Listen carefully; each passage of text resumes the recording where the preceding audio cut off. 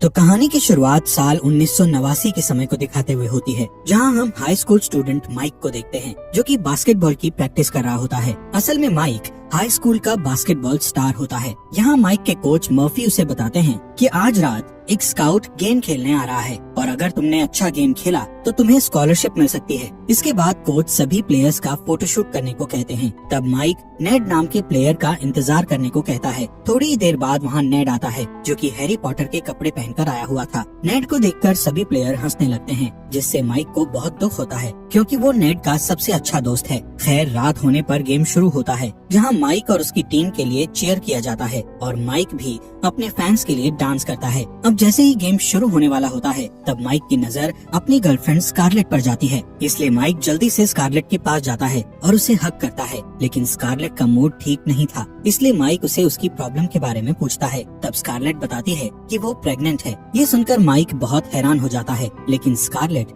उसे गेम पर ध्यान देने को कहती है, क्योंकि ये गेम माइक के लिए बहुत जरूरी था। इसके बाद माइक गेम खेलने के लिए चला जाता है, लेकिन उसका पूरा ध्यान स्कारलेट पर ही होता है। इसी दौरान स्कारलेट उदास होकर वहाँ से जाने लगती है, जिसे जाता देख माइक अपना गेम छोड़ देता है और उसके पीछे चला जाता है। यहाँ माइक स्कारलेट को रोक लेता है और उससे कहता है कि मैं तुम्हारे साथ फैमिली बनाना चाहता हूँ, जिस पर स्कारलेट कहती है कि मेरी वजह से तुम्हारा फ्यूचर खराब हो जाएगा, इसलिए तुम्हें गेम पर ध्यान देना चाहिए। तभी स्कारलेट उससे दूर जाने की कोशिश करती है, लेकिन माइक उसे रोकता है और उसके साथ नई शुरुआत करने का कहता है। यहाँ से सीन शिफ्ट होता है और हमें 20 साल बाद का सीन दिखाया जाता है, जहाँ माइक की उम्र अब 37 साल हो चुकी है और वो अपने दोस्त नेड के घर में रहता है। नेड एक अरबपति था। वो दोनों एक साथ नाश्ता करते हैं और उनकी बातों से पता चलता है कि माइक की वाइफ स्कारलेट ने उसे घर से निकाल दिया है और वो उसके साथ डिवोर्स लेना चाहती है। इधर माइक अपने प्रमोशन का सोचकर काफी खुश था, क्योंकि उसे लग रहा था कि वो प्रमोशन होने के बाद अपने रिलेशन को ठीक कर लेगा।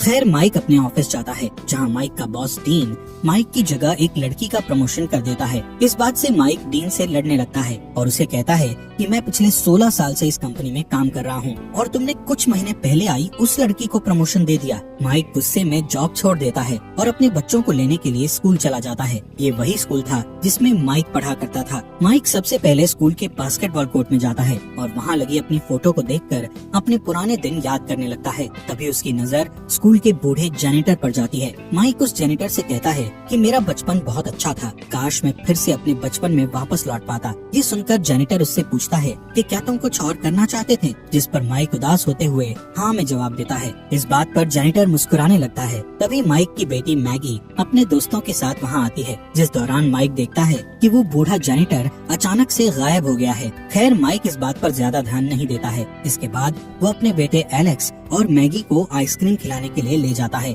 जहाँ एलेक्स और मैगी अपने आप में बिजी रहते हैं और माइक से बात नहीं कर रहे होते हैं। असल में वो दोनों अपने पेरेंट्स के अलग होने वाली बात से खुश नहीं थे। फिर वो दोनों को घर छोड़ देता है और बैकयार्ड में चला जाता है, जहाँ स्कारलेट बैकयार्ड में रखे कुछ सामान को फेंक रही थी, क्योंकि वो बैकयार्ड में कुछ बदलाव करना चाहती थी। पर माइक को ये सब पसंद नहीं आता है। साथ ही उनका अभी तक तलाक नहीं हुआ था और स्कारलेट ने अभी से अपनी नई जिंदगी की शुरुआत कर दी थी। इसलिए माइक को गुस्सा आता है और वो स्कारलेट से कहता है कि हम इतने साल से एक साथ हैं, तो फिर अचानक से अलग कैसे हो सकते हैं। ये सुनकर स्कारलेट उससे कहती है कि अब हम एक दूसरे के साथ नहीं रह सकते। तभी स्कारलेट की फ्रेंड नोमी वहाँ आती है और स्कारलेट को वहाँ से ले जाती है। अब माइक उदास होकर वहाँ से चला जाता है, जिस दौरान बहुत तेज बारिश होने लगती है। जैसे ही माइक एक पुल पर पहुँचता है, तो उसे पुल पर एक आदमी दिखाई देता है, जो कि नदी में कूदने की कोशिश कर रहा था। माइक उस आदमी को रोकने के लिए चिल्लाता है, जिससे वो आदमी पीछे मुड़कर देखता है। तब माइक को पता चलता है कि वो बूढ़ा आदमी कोई और नहीं बल्कि उसके स्कूल का जेनिटर है, जिससे वो आज ही मिला था। खैर, वो बूढ़ा आदमी माइक को देखकर मुस्कुराता है और अचानक से नदी में कूद जाता है। ये देखकर माइक जल्दी से पुल के किनारे जाकर नीचे पानी में देखने लगता है, जिस दौरान उसे एक झटका लगता है और वो नदी में पड़ रही एक भंवर में जाकर गिर जाता है। पर किसी तरह वो नदी से बाहर आ जाता है और सीधे नेड के घर पहुंचता है। यहाँ सबसे पहले वो शावर लेने के लिए जाता है। तब वो मिरर में खुद को देखकर चिल्लाने लगता है। असल में माइक उस नदी में गिरने के बाद 17 साल का हो गया था। माइक की चीख सुनकर नेड वॉशरूम में आ जाता है और माइक को अनजान समझकर उस पर हमला करने लगता है, जिससे दोनों के बीच हाथापाई होने लगती है। तब माइक उसे समझाने की कोशिश करता है, लेकिन नेड उसकी बात नहीं सुनता। इसलिए माइक नेड को बचपन के बारे में बताकर उसे याद दिलाने की कोशिश करता है कि वो उसका दोस्त माइक ही है। तभी नेड की नजर माइक की पुरानी फोटो पर जाती है, जिसे देखकर नेड समझ जाता है कि वो उसका दोस्त माइक है। अब नेड और माइक समझने की कोशिश करते हैं कि आखिर उसके साथ क्या हुआ है। तब नेड कहता है, मुझे लगता है कि तुम्हें स्पिरिट गाइड ने वापस से 17 साल का बना दिया है। ये सुनकर माइक को लगता है कि वो बूढ़ा जेनिटर ही स्पिरिट गाइड था और उसी ने उसे 17 साल का बनाया होगा। इसलिए माइक जल्दी से अपने स्कूल जाता है और स्टूडेंट से उस बूढ़े जेनिटर के बारे में पूछने लगता है। तब माइक को एक फीमेल जेनिटर बताती है कि वो इस स्कूल की जेनिटर है और उसके अलावा यहाँ कोई भी जेनिटर नहीं है। तभी माइक को एक रोशनी दिखाई देती है जो कि फर्श पर पड़े पानी से आ रही थी। जब माइक पानी को देखते हुए आगे बढ़ता है तो वो बास्केटबॉल कोर्ट में पहुँच जाता है, जिससे उसे लगता है कि शायद उसे भगवान ने एक और मौका दिया है ताकि वो अपनी जिंदगी को दोबारा से शुरू कर सके। इसलिए सबसे पहले वो नेड के पास जाता है और उसे बताता है कि मैं हाई स्कूल में फिर से पढ़ना चाहता हूँ। इस बात पर नेड मना करता है, पर माइक ने डिसीजन ले लिया था, इसलिए नेड को उसकी बात माननी पड़ती है। जिसके बाद नेड और माइक हाई स्कूल जाते हैं, जहाँ नेड माइक को अपना बेटा बनाकर उसका एडमिशन करवाता है और माइक को नया नाम देकर उसे मार्क बुलाता है। यहाँ नेड जब प्रिंसिपल जेन को देखता है तो उसे जेन से प्यार हो जाता है, इसलिए वो इसके साथ फ्लर्ट करने लगता है, लेकिन माइक उसे खींचकर बाहर ले जाता है। माइक बहुत ही अजीब कपड़े पहने हुए था, इसलिए स्टूडेंट्स उसके कपड़ों को देखकर हंसने लगते हैं, इसलिए नेड उसे शॉपिंग कराता है। अगले दिन माइक अच्छे कपड़े पहनकर एक स्पोर्ट्स कार से स्कूल आता है, जिससे उसे सभी देखने लगते हैं। इसके बाद माइक अपनी क्लास में जाता है, जहां उसके पास स्कारलेट का फोन आता है। असल में आज उनके डिवोर्स की सुनवाई थी, पर माइक इस हाल में कोर्ट नहीं जा सकता था, इसलिए वो स्कारलेट से झूठ बोलता है कि वो देश से बाहर आया हुआ है। इसी बीच एक चीयर लीडर लड़की माइक को डेट करने के लिए पूछती है। ये सुनकर स्कारलेट को बहुत गुस्सा आता है,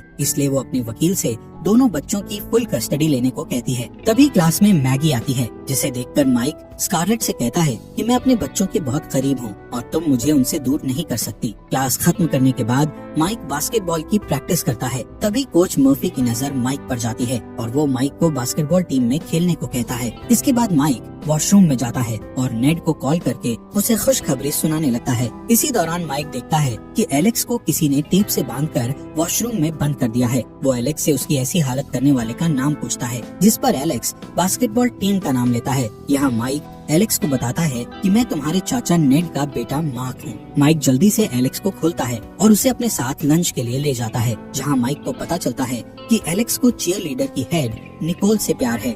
इसी बीच स्टैन नाम का लड़का अपनी बास्केटबॉल टीम के साथ आता है, जो छोटे बच्चों के लंच छीनकर उन्हें परेशान करता है। तब एलेक्स बताता है कि स्टैन मैगी का बॉयफ्रेंड है और उसे हमेशा परेशान करता है। तभी स्टैन माइक और एलेक्स के पास आता है और एलेक्स को धक्का दे देता है। तब माइक स्टैन की इंसल्ट करता है, जिससे सभी स्टूडेंट्स स्टैन पर हंसने लगते हैं। स्कूल के बाद माइक नेड के घर जाता है और दुखी होकर उसे बताता है कि मेरे बेटे को सब परेशान करते हैं और मेरी बेटी एक बदमाश लड़के को डेट कर रही है, इसलिए माइक अब अपने बच्चों की मदद करने का सोचता है। अगले दिन वो स्कारलेट के घर जाता है और एलेक्स की बास्केटबॉल स्किल्स देखकर उसे अपनी बास्केटबॉल टीम में खेलने का कहता है। इसी बीच स्कारलेट और नॉमी वहाँ आती हैं। स्कारलेट जब माइक को देखती है तो उसे वो अपने पति की तरह दिखाई देता है, इसलिए वो माइक का चेहरा पकड़कर उसे देखने लगती है। तब नॉमी स्कारलेट को खींचकर घर में ले जाती है और उसे किसी और के साथ डेट करने की सलाह देती है। ये सुनकर माइक गुस्से में नॉमी के ऊपर बॉल फेंक देता है और फिर उससे माफी मांगता है, जिस पर नॉमी उसे डांटकर अंदर चली जाती है। अगले दिन क्लास में माइक स्टैन और मैगी को किस करते हुए देखता है, जिससे उसे बहुत गुस्सा आता है और वो स्टैन पर हमला कर देता है, जिससे दोनों में लड़ाई हो जाती है और स्टैन माइक को बुरी तरह पीटने लगता है। तभी कुछ स्टूडेंट्स उनका वीडियो बना लेते हैं और उस वीडियो को वायरल कर देते हैं, इसलिए प्रिंसिपल माइक और उसके पिता नेड को ऑफिस में बुलाती है, जिससे नेड जेन से मिलने की खुशी में तैयार होकर आता है और जेन को इम्प्रेस करने की कोशिश करता है, लेकिन जेन उसे भाव नहीं देती है। इसके बाद माइक स्कारलेट के घर जाता है और स्कारलेट को बैकयार्ड में काम करते हुए देखता है। तब स्कारलेट उसे अपने पेड़ पौधे दिखाने लगती है। तब माइक डेली आकर स्कारलेट की मदद करने का सोचता है। साथ ही वो एलेक्स को बास्केटबॉल की ट्रेनिंग देने लगता है और मैगी को स्टैन से दूर रखने की कोशिश करता है। कुछ दिन बाद माइक और एलेक्स दोनों को एक ही टीम में ले लिया जाता है। इस बात पर स्कारलेट खुश होती है और माइक को अपना बैकयार्ड दिखाने ले जाती है, जहाँ माइक उसकी तारीफ करता है। तभी स्कारलेट उसे बताती है कि आज वो एक डेट पर जा रही है। यहाँ माइक स्कारलेट को मिरर के सामने नाचते हुए देखकर उसे डांस सिखाने लगता है,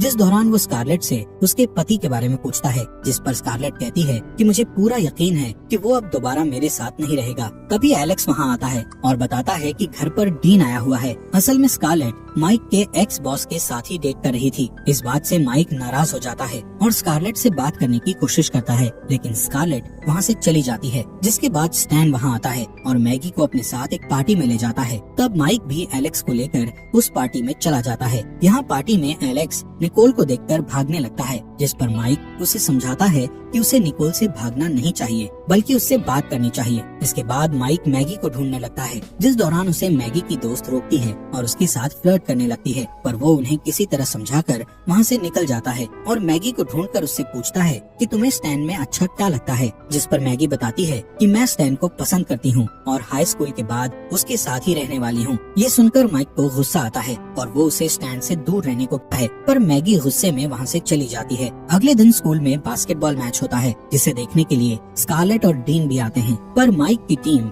1 नंबर से पीछे होती है। तभी माइक स्टैन को मैगी के साथ देखकर गुस्सा होता है, इसलिए वो स्टैन को बॉल पास करने की जगह एलेक्स को बॉल पास करता है, जिससे एलेक्स स्कोर करके टीम को जिता देता है। तब निकोल एलेक्स को बधाई देती है और एलेक्स बहुत खुश होता है। इधर नेड भी प्रिंसिपल जेन को डिनर डेट के लिए मना लेता है। यहाँ माइक निकोल और एलेक्स को एक साथ करने के लिए अपने घर में एक पार्टी रखता है और सबको इनवाइट करता है। जिसके बाद वो मैगी को रोते हुए देखता है, इसलिए वो उसके पास जाकर उससे रोने की वजह पूछता है, जिस पर मैगी बताती है कि मैंने स्टैन को इंटीमेट होने से मना कर दिया, इसलिए उसने मुझसे ब्रेकअप कर लिया। इस बात पर माइक उसे समझाने लगता है, लेकिन तभी मैगी उसे किस करने की कोशिश करती है। तब माइक दूर हट जाता है और उसे पार्टी में इनवाइट करके चला जाता है। रात में पार्टी के दौरान माइक एलेक्स और निकोल को एक साथ देखकर बहुत खुश होता है। दूसरी तरफ नेड जेन को डिनर डेट पर ले जाता है। इधर पार्टी में स्टैन मैगी से माफी मांगने की कोशिश करता है, लेकिन मैगी उसे माफ नहीं करती। तभी माइक वहाँ आता है और स्टैन को वहाँ से चले जाने को कहता है। तब स्टैन मैगी की इंसल्ट करता है, जिससे माइक गुस्से में स्टैन पर हमला करता है, लेकिन स्टैन माइक के फेस पर मारकर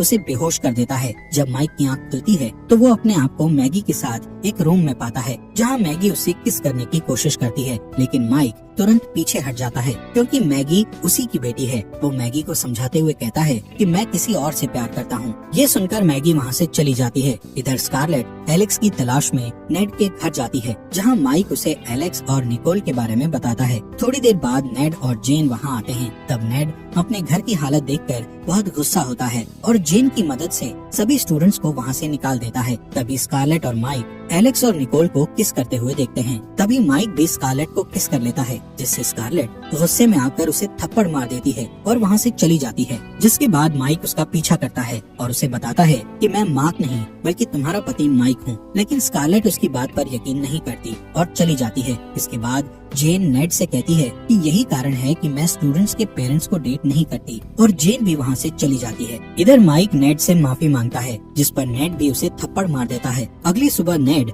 अपने घर को साफ करता है, जबकि माइक कल रात की घटना के बारे में सोचकर दुखी होता है। खैर आज ही के दिन माइक और स्कारलेट के तलाक की भी सुनवाई थी, इसलिए माइक नेड से कोर्ट में चलने का कहता है, लेकिन कोर्ट में पहुंचने के बाद जज उन्हें बाहर निकालने का आदेश देता है, क्योंकि उन दोनों का इस केस से कोई भी संबंध नहीं था। पर तभी माइक चिल्लाते हुए कहता है कि मेरे पास माइक का एक लेटर है। ये सुनकर स्कारलेट उस लेटर को सुनने के लिए कहती है। तब माइक रोते हुए लेटर पढ़ता है और स्कारलेट को याद दिलाता है कि वो दोनों कैसे मिले थे और वो उससे कितना प्यार करता है। साथ ही वो स्कारलेट से सभी गलतियों के लिए माफी मांगता है और डिवोर्स का मना करता है। ये सुनकर स्कारलेट भी दुखी हो जाती है। तभी माइक उस लेटर को वहीं छोड़कर बाहर चला जाता है। स्कारलेट जज से सुनवाई की डेट आगे बढ़ाने का कहती है, और जब वो उस लेटर को देखती है तो उसमें सिर्फ डायरेक्शंस के बारे में लिखा होता है। यहाँ माइक नेड से कहता है कि मुझे अपने परिवार से दूर हो जाना चाहिए और अपनी नई जिंदगी शुरू करनी चाहिए। दूसरी तरफ स्कारलेट माइक की 1989 के समय की तस्वीर देखती है, साथ ही एक लेटर देखती है जो कि माइक ने उसके लिए लिखा था।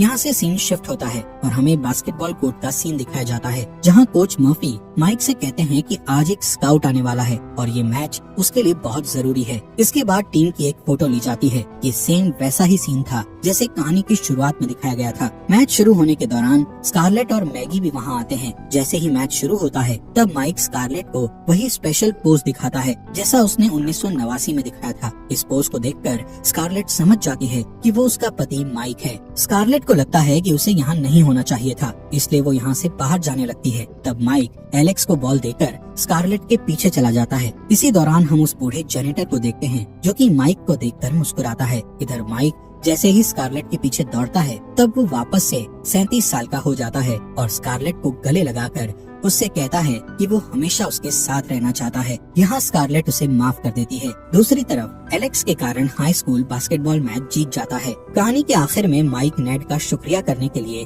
उसके रूम में जाता है और देखता है कि नेड और जेन एक दूसरे के साथ रिलेशन में आ चुके हैं।